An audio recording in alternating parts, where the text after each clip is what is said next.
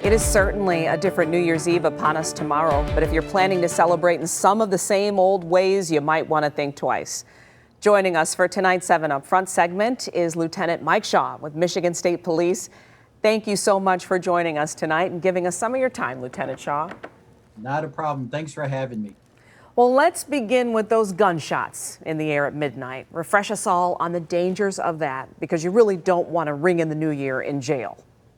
Well, I think it's only appropriate on Benny Napoleon's day of rest that we talk about that. That was a cause that was pretty near and dear to him.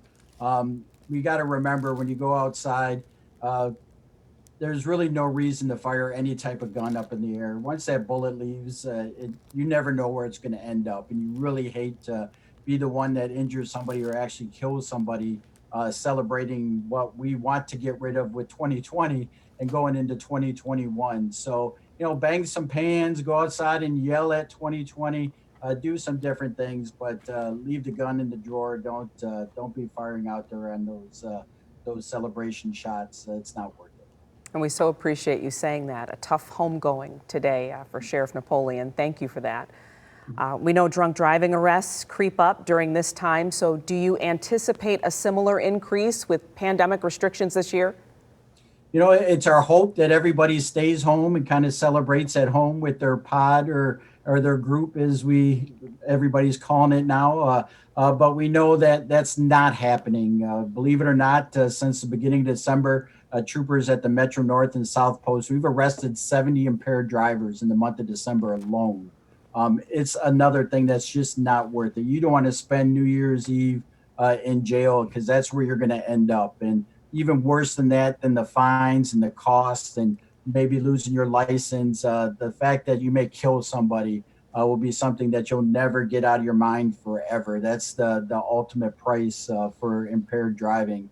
So if you're going to indulge in some celebration, either with alcohol, marijuana, whatever is your choice, I guess, just don't get behind the wheel.